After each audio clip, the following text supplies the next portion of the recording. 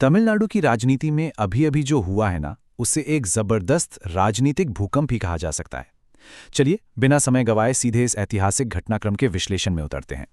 जरा सोचिए, एक ऐसा व्यक्ति जिसे दशकों तक सिर्फ एक फिल्म सुपरस्टार के तौर पर जाना गया, जो राजनीति की इस जटिल दुनिया में बिल्कुल नया था, उसने सीधे राज्य की सबसे शक्तिशाली कुर्सी यानी मुख्यमंत्री के पद पर कब्जा कर लिया है। एक्टर विजय की ये जीत दक्षिण भारत की राजनीति का सबसे बड़ा सरप्राइज बन गई है।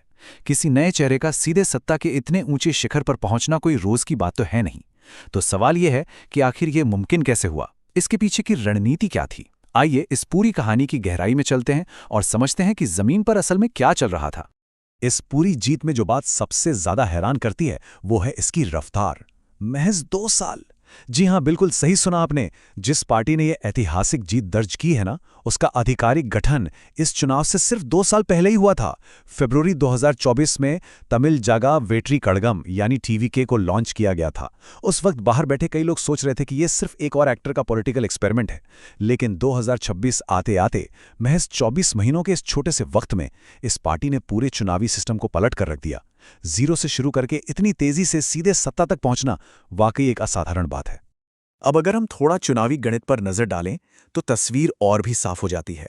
कुल 234 सीटों वाली तमिलनाडु विधानसभा में इस बिल्कुल नई पार्टी टीवीके ने अपने दम पर 108 सीटों पर शानदार जीत हासिल की। जरा सोचिए, ये आंकड़ा पूर्ण बहुमत के कितना करीब है।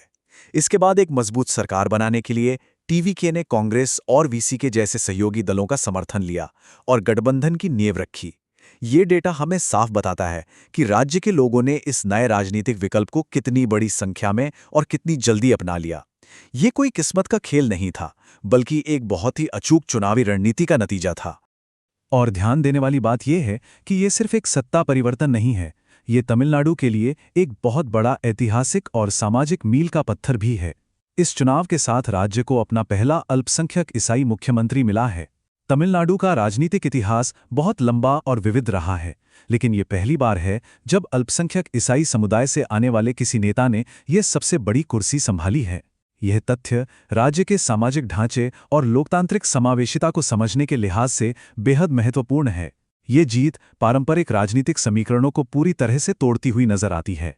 अगर हम इतिहास के पन्ने पलटें तो पता चलता है कि ऐसा वाकया कितना दुर्लभ है। देखिए, राजनीति में नए चेहरों का आना तो लगा रहता है, लेकिन किसी का पहली बार चुनाव लड़ना, पहली बार विधायक बनना और उसी पहले कार्यकाल में सीधे मुख्यमंत्री पद की शपथ लेना, ये बात 1967 के बाद से तमिलनाडु के राजनीतिक इतिहास में कभी देखने को नहीं मिली थी। विजय ने इस दशकों पुरानी परंपरा को तोड़ते हुए एक बिल्कुल नया राजनीतिक रिकॉर्ड बना दिया है। यह साबित करता है कि यह कोई आम जीत नहीं थी, बल्कि कई दशकों में एक बार होने वाली ऐतिहासिक घटना है। अब यहाँ एक बहुत ही दिलचस्प मोड़ आता है।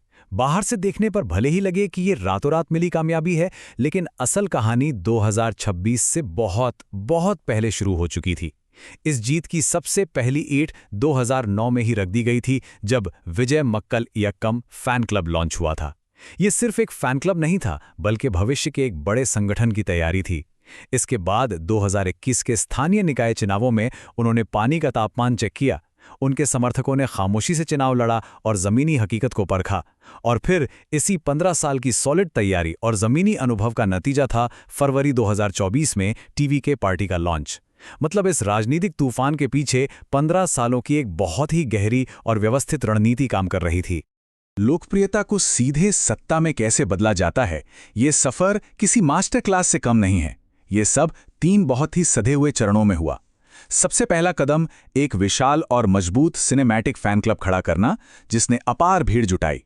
फिर आता है सबसे मुश्किल दूसरा कदम, उसी फैन बेस को बहुत ही सावधानी से एक ग्रासरूट्स पॉलिटिकल नेटवर्क में बदलना। सिर्फ प्रशंसकों को एक अनुशासित कार्यकर्ता में ढालना कोई आसान काम नहीं है। और अंत में तीसरा कदम, जहां यह पूरा का पूरा नेटवर्क पूरी ताकत से चुनाव में उतरता है और एक गवर्निंग पार्टी बन जाता है। न्यूज़ की हेडलाइंस बनने से बहुत पहले ही जमीन पर कितनी गहराई से काम चल रहा था, ये उसका सबसे बड़ा सबूत है। इस पूरी कहानी में ये विरोधाभास बड़ा दिलचस्प है। एक तरफ सिनेमा की दुनिया है, जहां विजय की पहचान हमेशा एक वन टेक एक्टर की रही है, एकदम परफेक्ट और अनुशासित।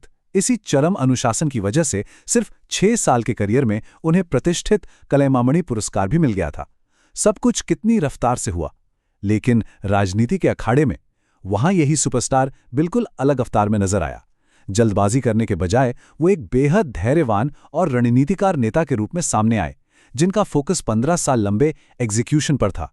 फिल्मों की वो स्पीड राजनीति में आकर एक बहुत ही कैलकुलेटेड, स्लो बर्न जमीनी रणनीति में बदल गई। वैसे इस शानदार सफर से जुड़ा एक बड़ा ही रोचक किस्सा भी है। क्या आपको पता है कि सिनेमा की दुनिया में कदम रखने के लिए उनकी सबसे बड़ी प्रेरणा कौन थे? वो थे सुपरस्टार रजनीकांत। उन्हें ही देखकर विजय ने फिल्मों में आने का मन बनाया था। है ना दिलचस्प बात? जिसने कभी किसी और सुपरस्टार से प्रेरित होकर अपना सफर शुरू किया था, वो आज खुद दक्षिण भारत की सबसे शक्तिशाली हस्तियों में से एक हैं। और अब तो उनका असर सिर्फ सिल्वर स्क्रीन तक सीमित नहीं है, बल्कि सीधे राज्य की सर्वोच्च सत्ता तक पहुंच गया है। अब सत्ता और प्रसिद्धि के इस भारी शोर शराबे के बीच एक बहुत ही गहरा और संवेदनशील मानवीय पहलू भी है जिस पर हमें बात करनी चाहिए। विजय अपनी दिवंगत बहन विद्या के बेहद करीब थे। ये उनका पारिवारिक और भावनात्मक जुड़ाव ही था जिसके चलते उन्होंने अपनी बहन की याद में अपने प्रोडक्शन हाउस का नाम वीवी प्रोडक्शंस रखा था। ये छोटी सी बात एक बहुत ही ताकतवर जनरेटा की छवि को बेहद मानवीय बना देती है। ये हमें याद दिलाता है कि इस पूरी लंबी यात्रा और संघर्ष के पीछे सिर्फ राजनीतिक महत्वाकांक्षा नहीं थी, बल्कि बहुत गहरे व्यक्तिगत और भावनात्मक मूल्य भी जुड़े रहे हैं। और फिर बात जब काम की आई तो सत्ता में आते ही जो एक्शन दिखा वो कमाल का था। 10 मई 2026 को शपथ लेते ही बिना एक भी पल गवाए धड़ाधड़ नीतियां लागू की गईं। 200 यूनिट मुफ्त बिजली का आदेश, महिलाओं की सुरक्षा के लिए तुरंत एक विशेष बल का गठन और नशीली दवाओं की तस्करी रोकने के लिए कड़े एंटी ड्रग ट्रैफिकिंग यूनिट्स बनाने के निर्देश। अगर हम इन शुरुआती फैसलों को देखें तो बिल्कुल साफ हो जाता है कि नई सरकार ने डे 1 से ही कल्याणकारी योजनाओं और सख्त कानून व्यवस्था को अपनी टॉप प्रायोरिटी बना लिया है। तो 2009 से शुरू हुई उस खामोश ज़मीनी तैयारी ने 2026 में आकर एक बहुत बड़ा इतिहास रच दिया है। एक फिल्म स्टार से सीधे मुख्यमंत्री बनने तक का ये सफ़र भारतीय राजनीति का एक बिल्कुल नया और जीवंत अध्याय बन गया है। लेकिन असली कहानी तो अब शुरू होती है। क्या इतनी तेज़ गति से मिली ये ऐतिहासिक जीत एक लंबी और स्थिर राजनीतिक पारी में बदल पाएगी? क्या ये नया नेतृत्व तमिलनाडु की राजनीति में अपना दबदबा लंबे समय तक कायम रख पाएगा? इसका जवाब तो आने वाला वक्त ही देगा, लेकिन राजनीति को करीब से समझने वालों के लिए ये एक जबरदस्त केस स्टडी जरूर बन गई है। इसी विचार के साथ इस विश्लेषण को यही समाप्त करते हैं। गहराई से चीजों को ऐसे ही समझते रहिए। शुक्रिया।